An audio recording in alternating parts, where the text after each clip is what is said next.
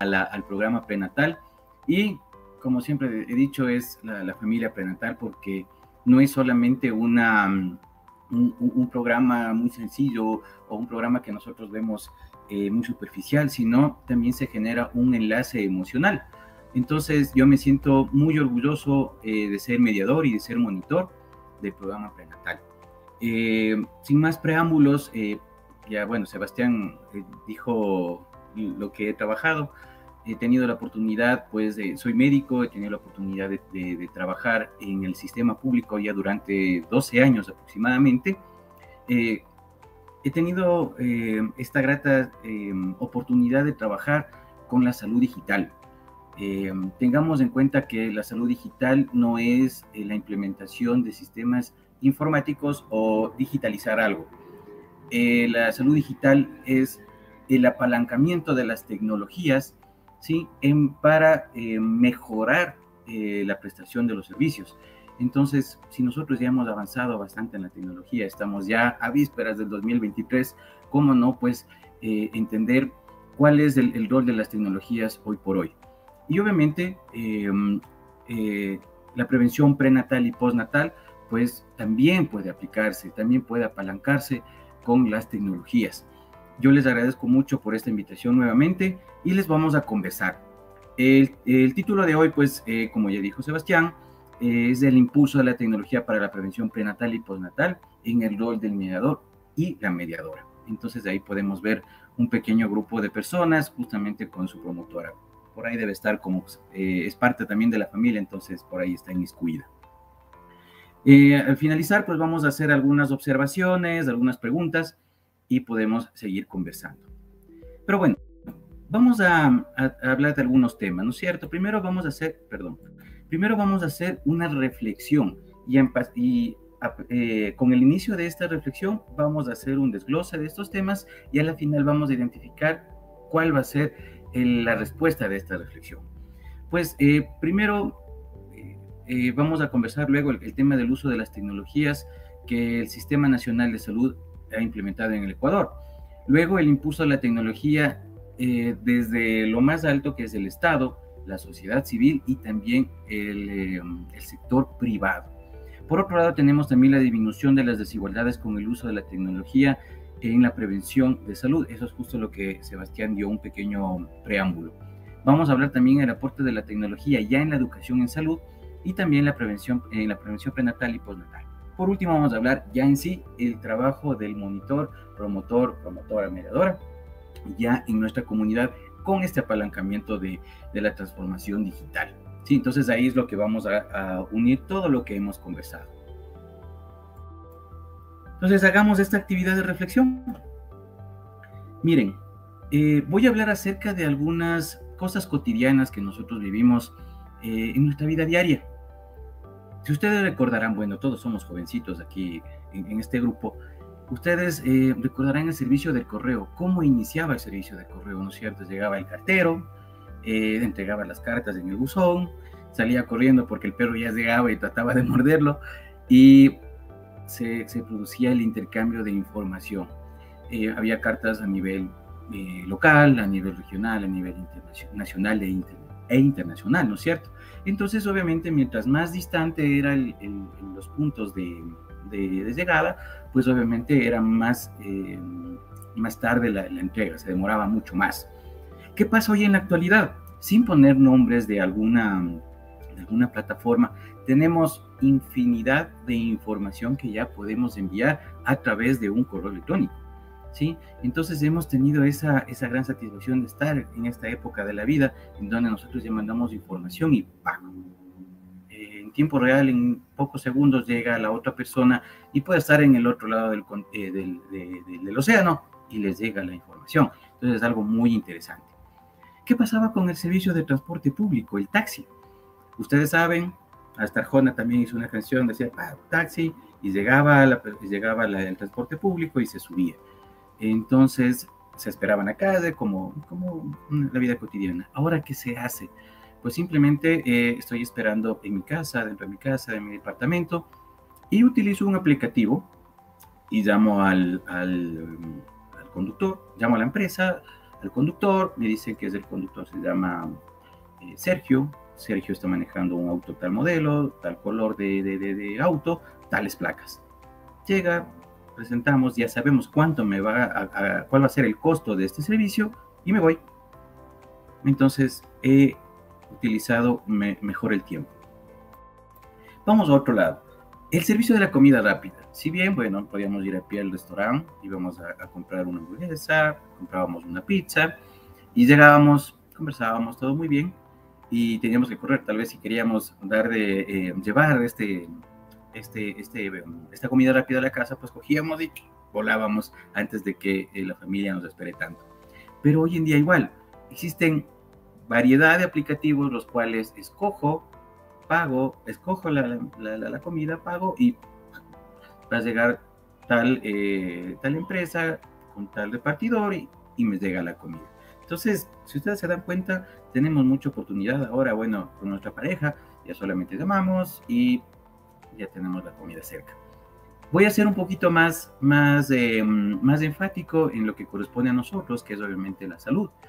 Ustedes recordarán en los años 90, inicio de los años 2000, ¿cómo era la situación? Primero llegaba temprano, no sé, entiendo que todo nuestro cono sur y también países centroamericanos llegaban con la misma situación, hacía una fila en la mañana para llegar el turno más temprano para tener una cita con el médico. Llegábamos a admisión, sacaba la carpeta, anotaba los datos, tomaba los signos vitales, iba donde el médico, hacía mi receta, hacía mi solicitud de laboratorio y ya me atendía.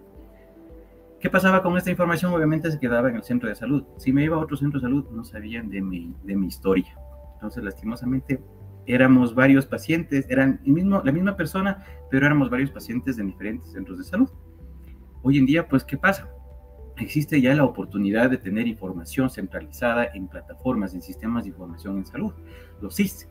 Entonces, da esta situación en cual yo ya puedo agendar la cita igual por plataformas, ingresar la información, ya. Entonces, como ustedes pueden ver, hemos ya le dado la oportunidad de expandirnos, ¿no es cierto? ¿Qué nos pasó en la pandemia?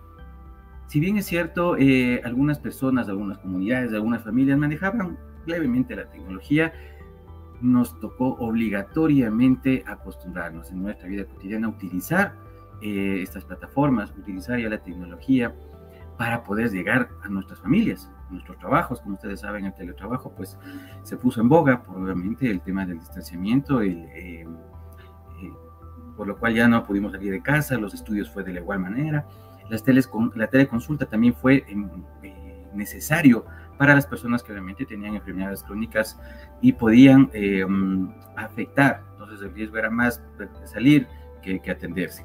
Entonces eso es lo que hicimos. Recuerdan tal vez la cena de Navidad del 2020, pues fue muy separados de la familia, se hicieron llamadas, videollamadas, y eso es lo que tuvimos que hacer. Entonces, a partir de todas estas experiencias, pues nosotros abruptamente tuvimos que ingresar a utilizar ya la tecnología, ¿sí? Entonces, hemos llegado a este punto de la vida en que necesitamos en nuestra vida cotidiana, así sea para comer, ya necesitamos estas plataformas, ¿no es cierto? Pero ahora, ¿qué pasa con nuestra comunidad? ¿Qué pasa cuando la mediadora, el mediador, el promotor, la promotora llegan a su comunidad? ¿Sí? ¿Y qué pasa con la tecnología? ¿Por qué no podemos utilizarlo? Entonces ahí viene la gran interrogante. ¿Qué podemos hacer? ¿Cómo podemos apalancarnos de la tecnología para también acercarnos a nuestra comunidad? Y recordemos que tenemos desde los 5 años hasta los 100 años, tenemos las personas en la comunidad, ¿no es cierto? Nuestros grupos claves también son los adolescentes, que obviamente ellos utilizan la tecnología todos los días, ¿sí? Entonces, ¿qué podemos hacer nosotros? Ahí viene nuestra pregunta. Vamos a desglosar entonces estos temas para complementar y a la final dar grandes ideas para manejar. Hablemos del uso de las tecnologías primero en el Sistema Nacional de Salud en el Ecuador. Como decía Sebastián, he tenido la oportunidad de trabajar en las dos prestadoras de salud más importantes, las más grandes, el Ministerio de Salud Pública y el Instituto Ecuatoriano de Seguridad Social, el IES, ¿sí? Los cuales son los mayores prestadores en la red pública de salud, y con la red privada, pues componen el Sistema Nacional de Salud. ¿Qué es lo que ha pasado? ¿Cuál ha sido la visión del Sistema Nacional de Salud? Pues obviamente ya tener un mejor desarrollo y una implementación de sistemas de información, pues para mejorar el acceso y también una cobertura de servicios dentro de la salud. ¿Y cómo hemos avanzado? Pues primero había el sistema tradicional, ya les comenté, las carpetas, las historias clínicas en papel, en formularios, ahí estábamos. ¿Qué empezó el Sistema Nacional de Salud? Primero empezó a trabajar con los formularios establecidos por el ente rector, que es el ministerio, y empezamos a digitalizar los formularios, ¿sí? Entonces empezamos a hacer pequeños cuadritos con los mismos nombres para poder ingresar. Ya posterior a esto dijimos, bueno, ya tenemos la información aquí, ahora vamos a unir con laboratorio, vamos a unir también con agendamiento de las citas, vamos a unir también con hospitalización. Entonces, sí existen diferentes procesos en los cuales hemos ya automatizado. Y ahí es justamente donde está hoy por hoy el Sistema Nacional de Salud, ya una automatización, ¿sí? ¿Qué más y hacia dónde queremos llegar a nosotros? Pues queremos llegar a la personalización de la salud. Esto significa que ya tengamos toda la información establecida dentro de los sistemas, cualquiera que sea este sistema, tengamos ya la información transversal y también exista la participación activa del paciente. Algunos expositores de justo que hablan del tema de transformación en salud, hablan que la historia clínica, la información en salud debería ser como nuestra cuenta bancaria online, ¿sí? O virtual, que también nosotros seamos parte y cuidamos nosotros nuestra información. Con todo esto, nosotros queremos llegar a lo que es la salud digital o la e-salud, como en algunas entidades se lo conocen. Aquí les voy a hablar rápidamente cómo se ha estructurado una línea de tiempo en los últimos 12 años que yo he podido estar dentro del servicio público. Bueno, primero, el IES, el Instituto Ecuatoriano de Seguridad Social, pues tiene un sistema que ya tiene su edad, que se llama Medical Information System o MIS AS400, que hasta hoy por hoy pues se sigue utilizando. Es un sistema robusto, sí es un poco antiguo, pero se ha podido manejar. A partir del 2010 hasta nuestra época han existido diferentes plataformas, los cuales primero han sido como islas de información. Primero había el registro diario automatizado de consultas ambulatorias, de atenciones ambulatorias, consultas ambulatorias, pues el REDACA, que obviamente el médico seguía llenando en su papelito y ingresaba los datos del paciente y luego aparecía el tema del diagnóstico dentro de una plataforma que estaba dentro de la computadora. Luego de eso se trabajó en vigilancia epidemiológica, que eran los casos que se reportaban de sarampión, de tuberculosis, de pacientes con VIH y se les ingresaba. Pero era una plataforma cuadradita que no ingresaba más. A partir de 2014 apareció el CIBAN, que es obviamente un sistema para ingresar los datos de alimentaria nutricional de los niños menores de 5 años y de las mujeres embarazadas. A partir ya más adelante, ya estamos por el 2016, comenzó a evolucionar las plataformas, ya tenemos el REDACA 1.6. Aquí existe una desviación en el 2017 porque aparece la plataforma de registro de atención en salud, el PRAS. Yo tengo la oportunidad de haberle puesto justamente el nombre a este sistema, a esta plataforma, el cual revolucionó la atención primaria en salud, porque ya tiene información clínica y administrativa, estadística y también epidemiológica, ¿sí? Porque ya nos dio esa oportunidad de ingresar. Y con esta, pues, comenzaron a aparecer nuevas plataformas, las cuales se comenzaron a unir y como base, pues, se tenía el PRAS. Ingresó también el médico del barrio, que obviamente ya es la captación en la comunidad de pacientes, de personas que tienen enfermedades crónicas, tienen enfermedades genéticas, tienen condiciones genéticas, etcétera, etcétera. Entonces, a partir de eso se les captaba, se les hacía la georreferenciación y pasaban al PRAS y ya se les podía atender. Entonces fue lo máximo porque se tenía datos reales de este tipo de personas. Por último, teníamos el seguimiento nominal, que obviamente este seguimiento nominal ya es como su nombre lo indica, pues ya es un seguimiento de los pacientes de uno en uno, nombres, apellidos y condiciones, de los niños menores de 5 años y también de las mujeres embarazadas. Y obviamente se registran sus controles prenatales, sus controles de niños sanos. Eso es lo que ha pasado en el Sistema Nacional hoy por hoy. Y entonces, como les decía, miren, la plataforma de registro de atención en salud del PRAS está justo en la mitad y alrededor de él se han engranado, ¿sí?, algunos sistemas, como es el de VIH, el de la vigilancia epidemiológica, seguimiento nominal y médico del barrio. Entonces, todos llevan información. Y aquí es donde ha dado la oportunidad de manejar la promoción y la prevención en salud. ¿Por qué? Porque ya tener mejor información de datos reales, dar una trazabilidad de la información, hemos llegado a poder pasar los pacientes que estaban en la comunidad y no eran atendidos, pues hoy están atendidos en segundo y tercer nivel de atención, como lo maneja aquí el Ecuador, ¿sí? Ya con los hospitales de especialidad, y existe una mejor atención. Y en primer nivel ya se da la oportunidad de manejar la promoción y la prevención en salud, como mediante citas continuas, periódicas, de las tanto prevención, lo que es salud sexual y reproductiva, los controles prenatales y los controles de niño sano en los primeros 5 años. Es un éxito, la verdad. ¿Qué es lo que quieres llegar ahora ya esta interacción de la información?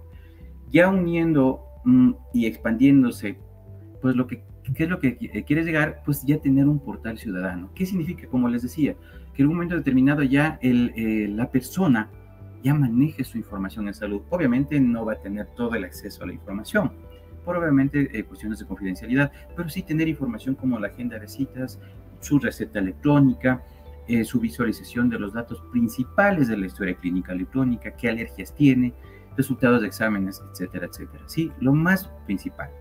También una mayor participación del paciente, como les decía. Entonces, que ellos también ya tengan una mejor interacción, y no tener el paternalismo de que lo que decía el profesional de la salud se hace. No, que también tenga esta oportunidad. Porque como ustedes saben, hoy los pacientes ya llegan con el diagnóstico, solamente llegan a confirmar qué enfermedad tienen ya con el profesional de la salud.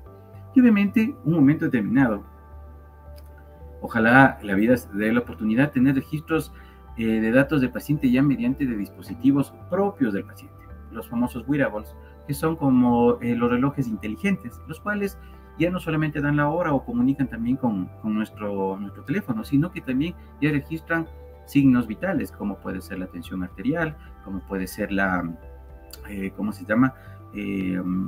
La frecuencia cardíaca, la temperatura. Entonces, imagínense en un paciente que tiene un problema de hipertensión arterial, que tiene controlado, y ya llega donde el médico revisa, o el médico desde su casa también revisa, y dice, ya, mi paciente pues se lo está manejando, tiene controles de presión estables. Eso con relación a lo que ha trabajado el Sistema Nacional de Salud en el Ecuador. Ahora, voy mucho más arriba. ¿Qué ha trabajado estos últimos tiempos el Estado ecuatoriano, la sociedad civil y el sector privado en nuestro territorio ecuatoriano? Les voy a dar lo que hemos trabajado en el último semestre. El Ministerio de Tecnologías, de la Sociedad de Tecnologías, el MINTEL, pues dio a conocer al público la Agenda de Transformación Digital en Salud 2022-2026, en el cual impulsa la utilización de las tecnologías en todo nivel: seguridad, educación, salud, ¿sí? En todos los ámbitos. Entonces también participamos porque yo también tuve la oportunidad también de generar este documento, y todas las entidades públicas y privadas dimos aportes para trabajar en esta agenda digital, en esta agenda de transformación digital súper chévere. Es excelente porque tiene toda una trazabilidad de información hasta el 2025. Entonces son proyectos que vamos a seguir presentando cada entidad pública para poder seguir avanzando, para poder seguir utilizando las tecnologías. En septiembre de 2022, la vicepresidencia con el Consejo Nacional de Salud y el Sistema Nacional de Salud presentó el EMSIS ECU, que es una herramienta de evaluación de madurez de los sistemas de información en salud. ¿Qué estamos hoy en día? Estamos viendo cuál es nuestro diagnóstico situacional de madurez de los sistemas informáticos. ¿Quién maneja mejor información? ¿Quién tiene mayor seguridad de la información? ¿Quién maneja datos demográficos? Etcétera, etcétera, etcétera. Entonces, esto justo lo presentamos con vicepresidencia de la República del Ecuador y dio un gran salto, porque ya tenemos un checklist para poder evaluar, para saber dónde estamos y quiénes somos en realidad a nivel tecnológico en salud. Por otro lado, en octubre de 2022, el Ministerio de Salud Pública ya presentó el avance de la normativa para la historia clínica electrónica única interoperable. ¿Qué significa esto? Cualquier sistema de información en salud, cualquier sistema informático, necesita rangos para hacer trazabilidad. Entonces yo me atiendo en el sistema público, me atiendo en el sistema privado, me atiendo en el Ministerio de Salud, me atiendo en el IES y yo puedo tener la misma información. Entonces eso también ha dado la oportunidad de ya el paciente puede atenderme en la provincia del Carchi al norte, o tal vez puedo atenderme en la provincia de Loja al sur del Ecuador. ¿Sí? Entonces, con la misma información, que somos únicos. Por otro lado, tenemos el aplicativo en noviembre, el aplicativo del Sistema Integrado de Seguridad, el ECU 911, que trabaja en el tema de la emergencia.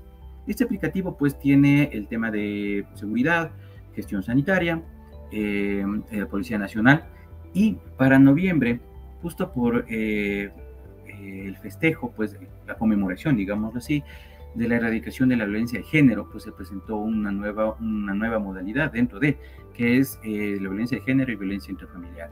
Entonces hoy las mujeres, las adolescentes, las niñas que tengan casos de violencia de género, pues ya pueden presentar su caso y llega de manera inmediata hacia las entidades de seguridad, llega la Policía Nacional y pueden ser atendidas en ese mismo instante. Entonces fue algo maravilloso, igual trabajamos con el CISDECU y fue muy acogido. No tenemos todavía datos concretos porque como estamos terminando hoy día en noviembre, vamos ya a recopilar esta información. Por último también tenemos el tercer Workshop Internacional de Salud Digital que hemos trabajado igual con el Sistema Nacional de Salud y Vicepresidencia de la República, en los cuales hubo participación de varios expositores de América Latina. Entonces fue igual chévere porque con esta retroalimentación que tenemos en los diferentes países, pues tuvimos una gran retroalimentación y eso fue muy interesante. Eso pasó recién hace, si no son 15 días. Eso es lo que ha trabajado el Estado. Vamos ya a ser más explícitos con relación a nuestros temas. Primero vamos a hablar acerca de la disminución de desigualdades con el uso de la tecnología y la prevención en salud. La empresa Kepios habló en este 2022 acerca de la descripción general del uso de Internet a nivel del Ecuador, a nivel del territorio ecuatoriano. Pues según sus datos estadísticos, 13.6 millones de los 18 aproximadamente tienen oportunidad en algún momento de su vida de utilizar el Internet. Por otro lado, la mayoría, el 75.6 de personas, pues tienen la oportunidad de hacer contacto con la información. Por otro lado, aproximadamente el 98.1 de personas han tenido, por lo menos una vez en la vida, la oportunidad de utilizar un dispositivo móvil. ¿Sí? Entonces existen estos datos aproximadamente, ¿no? Por otro lado, el uso de las redes sociales, pues existe aproximadamente 14.6 millones de habitantes dentro del territorio ecuatoriano, los cuales han utilizado en algún momento una red social. ¿Sí? Por otro lado, el 81% pues, son miembros de una red social. Y hemos hablado que obviamente es de... ¿cómo les digo?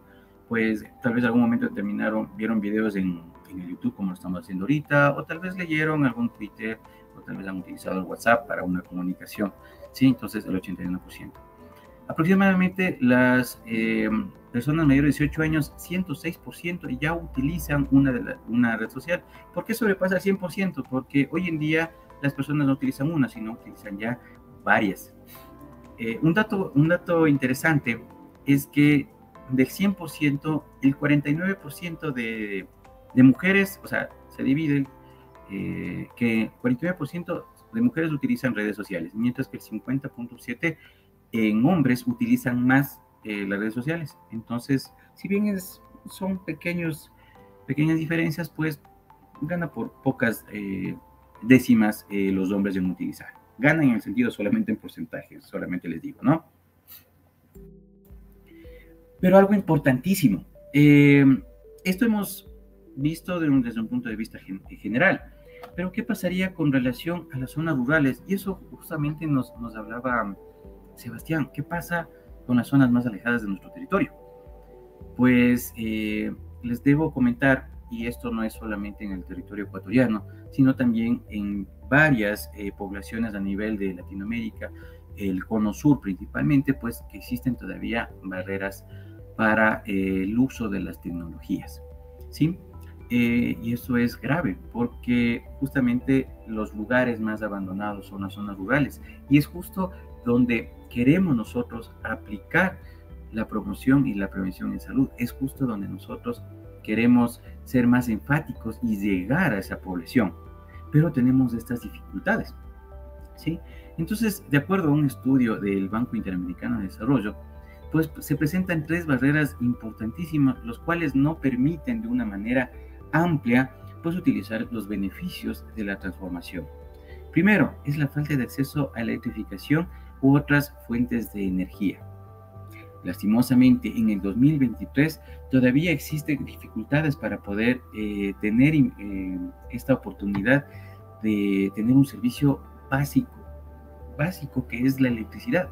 Lastimosamente existen zonas alejadas en las partes superiores, en la parte interandina, en la parte de nuestras regiones amazónicas, selváticas, ¿sí? También en lo que es la costa ecuatoriana. Todavía no existe la energía eléctrica pues, como un servicio básico. Por otro lado, también existen menores niveles de ingreso hacia los dispositivos tecnológicos. Entonces se sigue bajando, ¿no es cierto?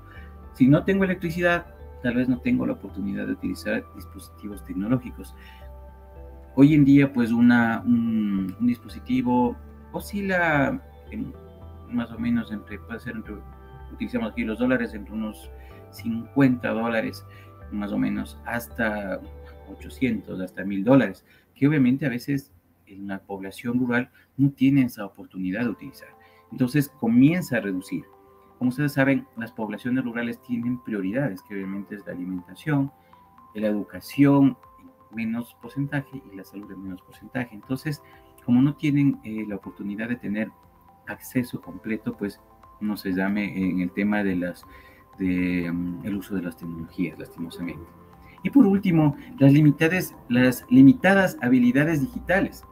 Hoy en día, el analfabetismo trasciende no solamente en el no saber leer y escribir, sino también es el uso de la tecnología. Hoy, lastimosamente, el 17% aproximadamente de todo el territorio ecuatoriano es alfabetizado digitalmente. Sí, entonces es un porcentaje muy bajo porque no estamos alfabetizados. Y no les digo que utilicemos la ofimática, que utilizamos el Word, el Excel. No podemos utilizar la mayoría de plataformas, no podemos utilizar bien un teléfono inteligente. Todavía no hemos completado eso. Obviamente, en los diferentes países existen todavía igual desigualdades. En países con mayor desarrollo, obviamente, el alfabetismo digital es más alto. Mientras que en los que estamos en el proceso de desarrollo, pues tenemos niveles más bajos. Entonces, tenemos que estar muy atentos a esta complicación, pues que en el 2023, en el famoso siglo XXI, en la era tecnológica, todavía tengamos estas desigualdades. Pero ahí es lo que vamos a cambiar a positivo. La disminución de desigualdades en el uso de la tecnología y la prevención en salud tendríamos que hacer nosotros. Ahí es el cambio, ahí es la transformación, no solamente en el tema tecnológico, primero en nuestro comportamiento, ¿sí? ¿Cómo nosotros ya vamos a poder llegar? Si bien ya hemos aprendido en la familia prenatal, cómo ya manejar los temas más importantes que son en la promoción y la prevención en salud, aplicar estos conocimientos con una mejor oportunidad con las tecnologías. Entonces ya no nos vamos a limitar como decía el cartero en el tema del tiempo, sino ya vamos a tener una amplitud, ya ser mucho más ilimitados, ¿sí? En nuestra oportunidad. Y ya podemos hacer las comunidades virtuales, ¿sí? ¿Qué es una comunidad virtual? Obviamente es ya tener un grupo poblacional que ya está conectada mediante una plataforma, ¿sí? Entonces, esto puede alcanzar un éxito siempre y cuando obviamente se pueden aportar beneficios sustanciales dentro de, ¿sí? Si tenemos nosotros ya chats de la escuela, chats de amigos del colegio, de la universidad, chats del trabajo, también nosotros podemos ya generar estos chats dentro de nuestra comunidad prenatal. Y es algo muy bonito porque ya podemos aportar con varios temas: sexualidad, temas de derechos de salud sexual y reproductiva, derechos humanos, métodos anticonceptivos, la violencia de género, la erradicación de la violencia de género, los controles prenatales, ¿sí? Los derechos de las personas LGBTI, etcétera, etcétera. Entonces ya podemos nosotros ser mucho más amplios y ya no podemos solamente estar en nuestro cuadrado comunitario, digámoslo así, con las 10 o 15 personas que viven alrededor mío, sino yo puedo amplificar, y mientras más personas estén a mi alrededor y formen esta comunidad virtual, vamos a tener un mayor enriquecimiento y un mayor conocimiento, ¿sí? Entonces eso es lo importante, ¿no es cierto? Tener esta factibilidad de poder llegar hacia nuevos horizontes con el uso de la tecnología. Algo importantísimo, y eso es lo que nosotros siempre hemos recabado en el programa prenatal, pues es la educación, ¿sí? La educación tanto en la salud y también en la prevención prenatal y postnatal, en el contexto comunitario, pero con el aporte de la tecnología. Entonces, es importantísimo ver esta revolución de la educación, ¿ya? Hoy en día, pues ya la educación no es solamente compartir libros, los textos y ya tener solamente eso. Hoy en Internet, pues tenemos infinidad de información. Como conversábamos el otro día con Sebastián, más o menos el 95-96% de información que hoy por hoy tenemos está solamente en los 10 últimos años. Y solamente entre el 4 o 5% es del 2010, del 2009 para atrás. Entonces, imagínense en cómo ha avanzado, ¿no es cierto? Y ahí está la oportunidad, tener ese conocimiento, ¿sí? Tener esa facultad de poder tener una mejor amplitud de conocimiento y experiencia. Y es importantísimo decir, ¿no? La frase que dice abajo: la sociedad se mueve ya a otro ritmo. Ya no podemos nosotros estar ya solamente con un libro y sesgarnos a la información que nos da sino tenemos una amplitud mucho más de tener este conocimiento. Pero algo importantísimo: solo la tecnología no es suficiente, ¿sí? Como les decía, no es solamente los sistemas informáticos. También es importante la participación, el factor humano. Eso es lo importante. Las tecnologías están ahí, pero el factor humano es la que le da el valor agregado, ¿sí? Entonces, el factor humano es en el proceso de nuestra educación, de nuestra enseñanza, pues, y el uso de las tecnologías son lo que marca la diferencia. Cómo yo hago mi autoconocimiento, mi transformación, cómo hago mi expansión hacia los demás y tengo esa retroalimentación. Eso es lo importante. Y obviamente, pues la tecnología nos da esa oportunidad de mejorarlo. Las nuevas dinámicas de interacción y comunicación. Hoy en día, pues, más luego, en unos pocos minutos, vamos a tener la oportunidad de interactuar entre nosotros. Y ahora ya no es solamente un monólogo, ahora ya tenemos esta oportunidad de tener mayor conocimiento, ¿sí? Y ojo, no es necesario ser catedrático, sino tener un conocimiento pleno y la oportunidad. Y ahí es el versus, ¿no?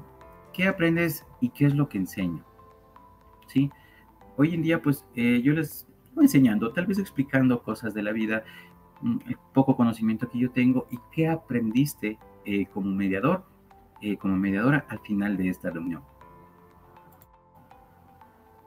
Vamos hacia algo importantísimo. Ya la información no es unidireccional, ahora es bidireccional. ¿Y cómo lo hacemos? Mediante el aprendizaje social, ¿sí? ¿Cuál es lo importante, obviamente? Es un proceso, obviamente, del aprendizaje y su evolución. Eso es lo que nos ha dado la oportunidad. Recordarán que antes, obvio, hace poco tiempo, pues el profesor en la comunidad era el único que tenía el conocimiento. El médico era el único que tenía la facultad de tener el conocimiento a nivel de salud. Y tal vez la persona que estaba encargada de la iglesia, pues era lo único que conocía el dogma, ¿no es cierto? Entonces, y nos manejábamos a ese punto. Hoy en día, pues las comunidades han cambiado. Hoy en día, pues la enseñanza ha tenido una transformación y tenemos ya una mejor oportunidad. Y la inclusión de la sociedad dentro de este aprendizaje es lo más enriquecedor que se puede presentar. Por otro, es el tema de las tendencias hacia el aprendizaje social en cualquier momento y en cualquier lugar, ¿sí? Recordarán que antes, para hacer estas reuniones es muy complicado, hacer un viaje desde Bolivia, desde Perú, venir a Ecuador, estar alojados aquí, estar 2 o 3 días, volver a regresar y obviamente hacer un tiempo limitado porque el viaje ya me esperaba, el avión o el bus ya me esperaba para regresar a mi tierra natal. Hoy en día no, estamos casi 8 de la noche, estamos conversando, ustedes están en diferentes países y miren, estamos aprendiendo. La evolución de los medios y procesos de adquisición del conocimiento, como les decía, el Internet es un universo infinito de información que debemos obviamente tener el sesgo de la mejor información, porque hay información buena e información mala. Y el contenido en abierto, ¿sí? ¿Qué significa? Dar esa amplitud, dar esta oportunidad de poder tener mayor conocimiento, ¿no es cierto? Y finalmente, vamos a hablar de ustedes. ¿Cuál va a ser el trabajo del mediador, la mediadora, el promotor, promotora comunitario ya en la área digital? Pues estamos hoy en la oportunidad, ya en el 2023, la oportunidad del e-learning 2.0. ¿Cuál es la situación? Ya somos mucho más amplios, mucho más tecnológicos, digámoslo así, porque tenemos esta oportunidad, como les he estado diciendo en toda la conversación, pues es la aplicación de la educación web 2.0. Lo que estamos ahorita hablando es una educación 2.0, el cambio tecnológico y metodológico. Ya no presentamos hasta diapositivas muy aburridas, sino ya tenemos mucho más dinamismo, el aprendizaje como actividad social.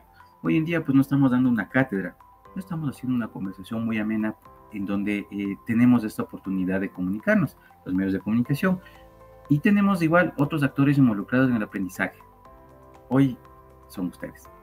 ¿Y qué es lo que queremos hacer? Que obviamente nuestro punto clave, nuestro fin que queremos es hacer obviamente que la sociedad tenga un cambio, ¿no es cierto? Que tenga una mejor visión con relación a la promoción y la prevención. ¿Sí? Entonces, eso es lo que trabajamos ya como un factor formador, la información bidireccional, como les decía, ¿no es cierto? Y eso es obviamente hacer ya un modelo ya constructivista social. La sociedad ya se involucra.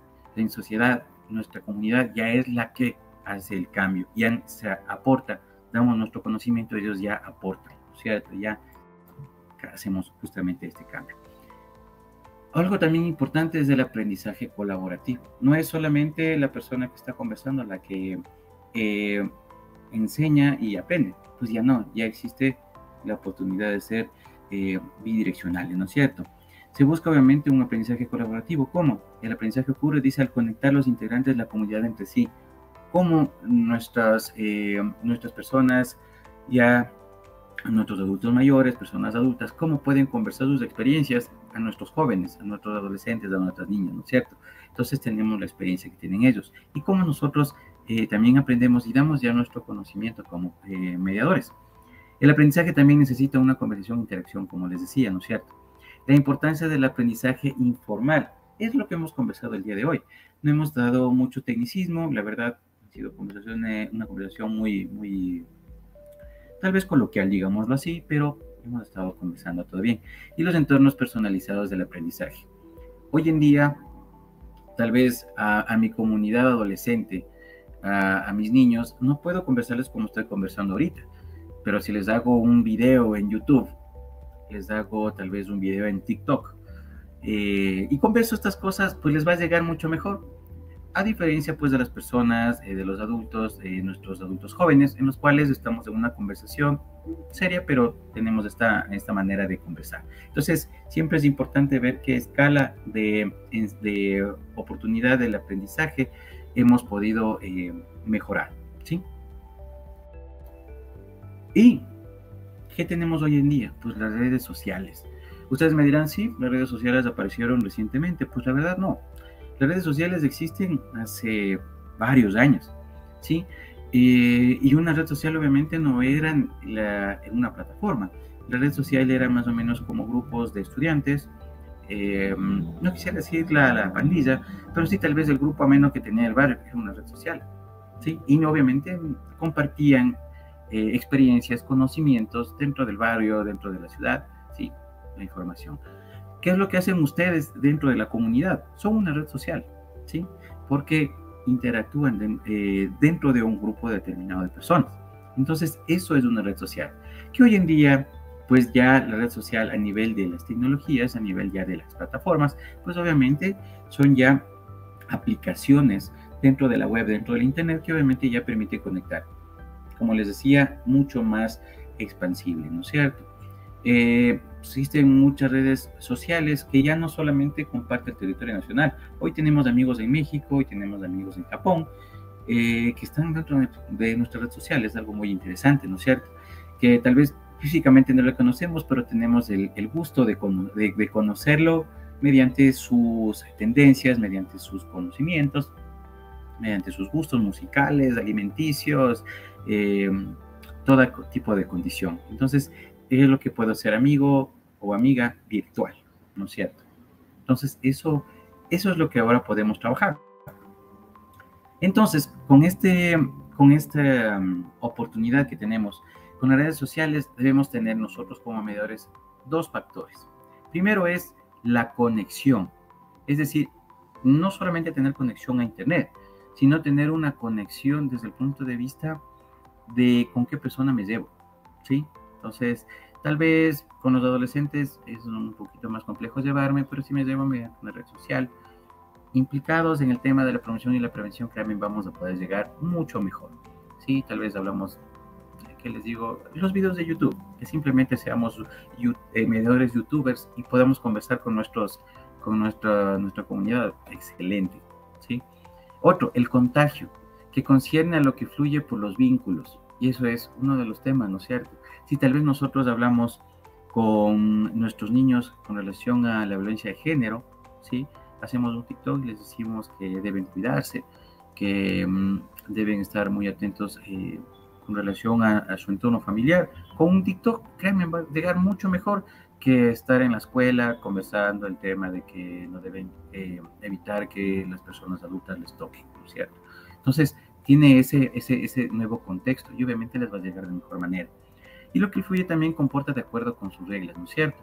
Entonces, si tenemos una mejor oportunidad de comunicarnos, pues las reglas van a ser mucho más sencillas para poder acercarnos a nuestros grupos claves dentro de la comunidad. Entonces, miren, aquí está un pequeño gráfico que miren, ustedes están en la mitad, ahí está una mediadora y por allá también hay un promotor y miren cómo se sigue expandiendo.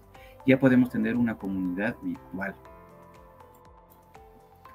Y ahí es la incógnita que nosotros teníamos. ¿Cómo podemos trabajar? Miren, ahí está nuestra comunidad.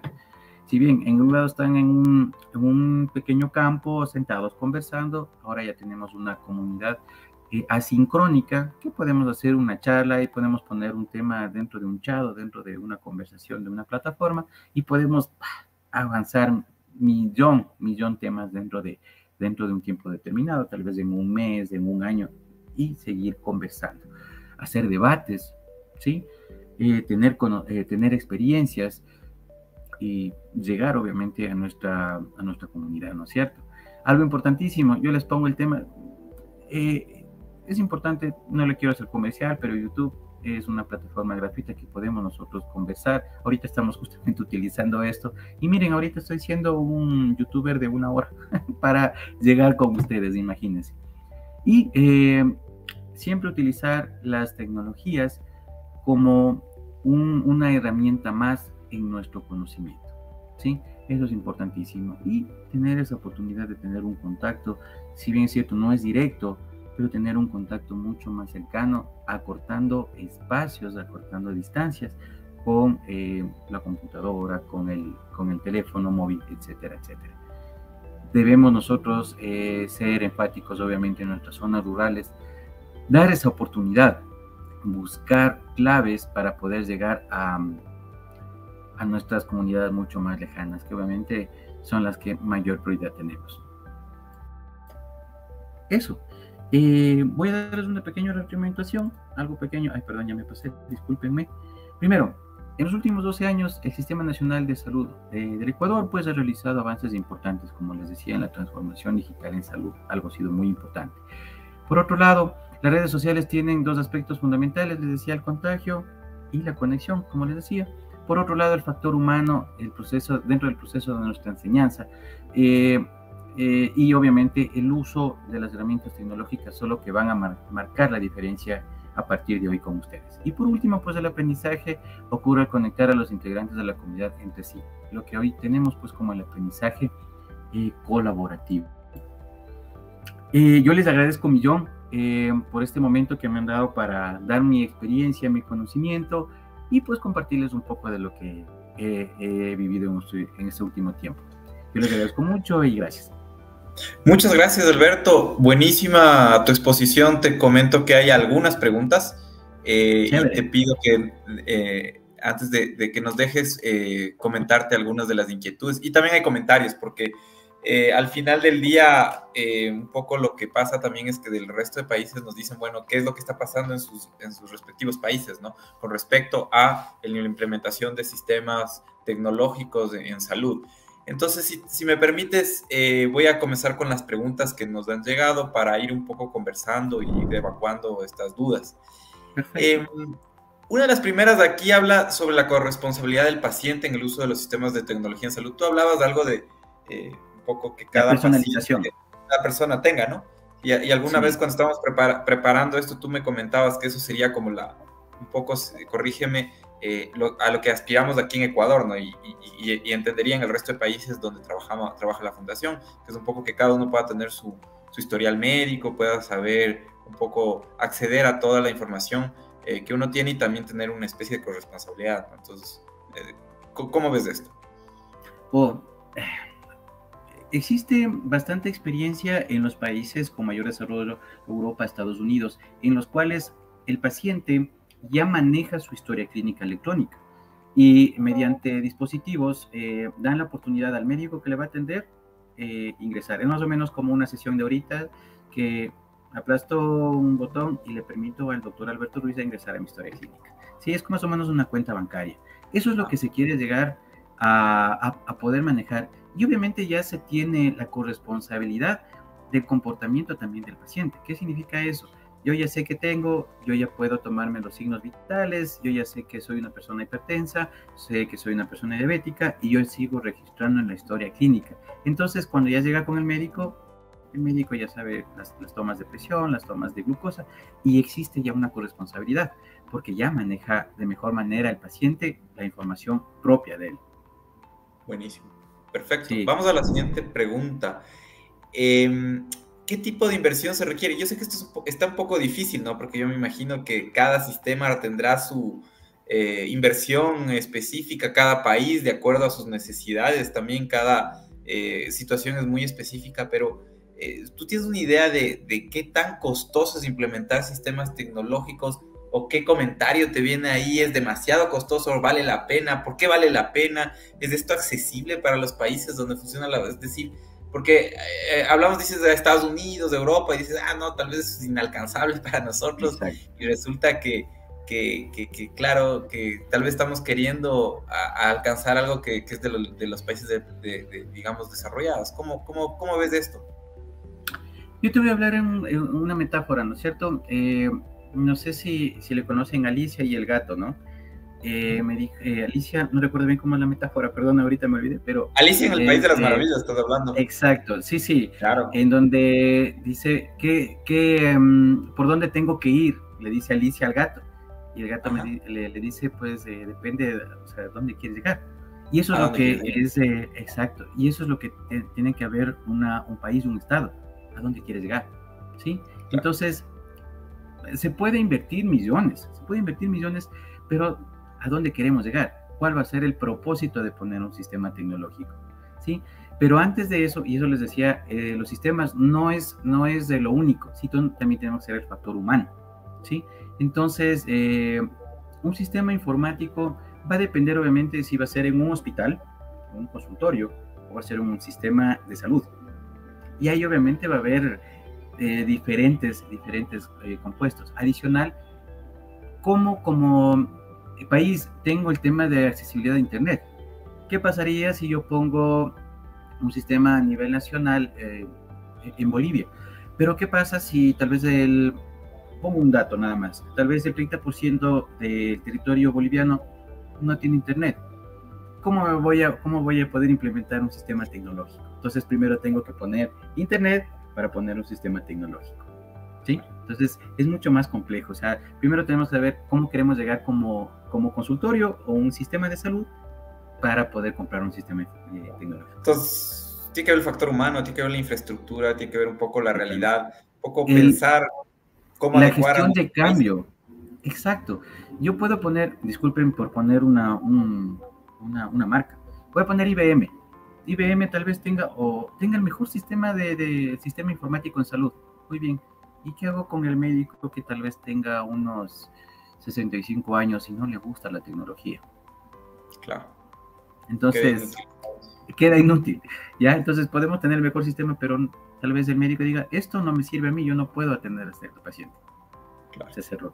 Primero tendrás que trabajar con el factor humano y... Exacto. Nosotros hemos tenido monitores que tienen 65 o incluso más años que se han adaptado bastante bien a la tecnología, ¿no? Pero es porque hemos trabajado con ellos. Exacto. Entonces, claro, ahí puedes un poco ver el tema del factor humano. Y obviamente el tema de la sociedad, ¿no? ¿Qué pasaría si yo, tal vez como paciente, tengo 60 años y no me gusta la teleconsulta? ¿Ya? Entonces, claro, igual, el comportamiento de la sociedad. Claro. Vamos a la siguiente pregunta. ¿Qué tipo de preparación debería tener un mediador? Tú algo ya mencionaste en tu presentación con respecto al uso de las tecnologías en su labor de prevención y promoción de la salud, es decir, aquí veo oportunidades de amplificar los mensajes, ¿no? Las redes sociales y la tecnología te permite llegar a más personas y ya luego vamos a ver las experiencias de los 4 países en esto. No me adelanto más porque ahí realmente se demuestra con cifras, sobre todo van a ver el de Bolivia, cómo se puede amplificar el mensaje. Eso es muy interesante y llegar a más personas, sensibilizar, es súper interesante. Entonces, viendo todo esto que tú nos expones, ¿cómo le ves al mediador? O sea, ¿qué les puedes decir a los compañeros y compañeras mediadores que deben ponerse las pilas? O sea, creo que esto que decías de las redes sociales, del YouTube, ¿qué debe estar rondando en la cabeza de los mediadores cuando vemos todo esto que nos has presentado? Ya, perfecto, chévere. Primero, es el cambio en nosotros, ¿no es cierto? O sea, yo les felicito mucho a los mediadores porque han tenido esta oportunidad de cambio, ¿sí? Y estamos en el área digital, ¿sí? Tenemos una amplitud, podemos ser mucho más dinámicos con nuestra comunidad virtual y podemos ser mucho más grandes, ¿sí? Entonces, podemos ser mucho más grandes en el sentido de que ahora no nos vamos a limitar en nuestra población de la manzana o de nuestra ciudadela. Hoy ya podemos tener hasta comunidades mucho pasados nuestros límites territoriales, ¿sí? Entonces, podemos cambiar. Somos gente de cambio. ¿Y por qué no utilizar las tecnologías? ¿Sí? Entonces, yo les invito, existen tantas plataformas gratuitas en las cuales pueden utilizar, ¿sí? Entonces, les invito a ser youtubers, a ser tiktokers, creo que se les llama así, perdón, pero en promoción y prevención en la salud, ser mediadores youtubers, creo que sería lo mejor del mundo para ustedes. Así es, totalmente. Gracias, Alberto, por tu paciencia y tu ayuda para un poco ir clarificando esto y seguir conversando. ¿Cómo podemos participar apoyando el análisis de datos? Esto nos venía, creo que era de El Salvador. Alguien nos preguntaba cómo nosotros como mediadores, me pongo en este rol tal vez, de cómo podemos participar apoyando el análisis de datos, porque por ahí existen sistemas y existe tal vez el interés de apoyar a muchas veces levantar datos. En el caso del Ecuador hay el médico del barrio. No sé cómo le ves tú ahí este tema de levantar o ayudar al análisis de datos. Ahora que se habla también de las hay hackatones y hay el tema de Big Data y muchas veces invita a la sociedad civil a participar en levantar datos o en ayudar a entender de mejor manera los datos que existen también. Perfecto, qué chévere. Buscar diagnósticos situacionales mediante datos. Eso es perfecto. Hoy, ¿cómo podemos participar? De manera local, ustedes saben que existen plataformas para hacer encuestas, ¿sí? Entonces, mediante estas encuestas, podemos hacer dentro de nuestro espacio, dar la oportunidad de tener datos, ¿sí? Entonces, ahí podemos hacer nuestro análisis de información. Ahora, si nosotros, obviamente, vamos un poco más macro y hablamos acerca de datos en salud, pues el análisis debería ser concatenado con también los profesionales de la salud que están dentro de nuestra comunidad, ¿sí? Es decir, si tal vez nosotros tenemos datos de que existen, pongo un dato más o menos, 500 adolescentes entre 13 y 19 años en la población, ¿sí? En los cuales muy pocos van para salud sexual y reproductiva. Entonces, este análisis nosotros podemos dar la captación de estos adolescentes y poder abarcar en el tema de salud sexual y reproductiva, y también invitarles a que tengan esta oportunidad y tener el famoso yo me cuido, ¿no es cierto? Entonces, eso podemos hacer un análisis. Por supuesto, perfecto. Y yo creo que los mediadores podemos levantar mucha información. Alguna vez tuvimos nosotros acá una experiencia con el CONADIS, donde hicimos encuestas o levantamos información, porque el hecho de estar en contacto con la población nos ayuda muchísimo a poder tener esa posibilidad, ¿no? Vamos con la siguiente pregunta. Dice, ¿cómo se hizo para asociar a la policía en dicha tecnología? ¿Qué clase de permisos o cómo fue un proceso? O mejor aún, ¿cómo se puede hacer para que llegue a la fiscalía directamente? Entiendo que está hablando del sistema que tú comentabas, ¿no? Cuando existe el tema de género y se puede hacer una denuncia, el aplicativo que mencionabas. Porque yo ahí me imagino que tienes que conectar salud y están hablando de fiscalía, estás hablando de hacer una denuncia y de incorporar no solamente al sistema de salud, sino también en este caso a la fiscalía y a la policía o a los entes que serían pertinentes. Ya, verán, el Sistema Integrado de Seguridad, SIS EQ91 de Ecuador, está compuesto por varios elementos. Es el tema de seguridad, gestión sanitaria, riesgos y desastres, y también se me fue una. Y policía, porque ya les dije en seguridad. Entonces, cada uno maneja información. ¿Qué es lo que pasa? Si yo hago una llamada, digo, es típico, ¿no? Hay una B11, ¿cuál es su emergencia? Sabe que le están saltando acá afuera de mi casa. Entonces, el operador pasa la información a la ¿cómo se llama? A la policía. Sabe que hubo un accidente acá afuera, entonces llaman a la policía y llaman a salud, a gestión sanitaria. Entonces, existen diferentes gestiones dentro del SIS EQ91. Y eso es importantísimo porque el aplicativo ya tiene igual bomberos, gestión sanitaria, riesgos y desastres, Policía Nacional. Entonces, cada uno está identificado. Entonces, tiene la oportunidad. Ahora, es de emergencia, ¿sí? Ahora es de emergencia. Entonces, lo primero que tiene que hacer la policía es llegar para sobreguardar la vida de la persona que está agredida, ¿sí? Y luego, obviamente, ya viene el detalle de fiscalía, etcétera, etcétera. Eso principalmente. Perfecto. Muchas gracias, Alberto. Con esto terminamos. Te agradezco un montón. Vamos a seguir con nuestra agenda. Muy amable por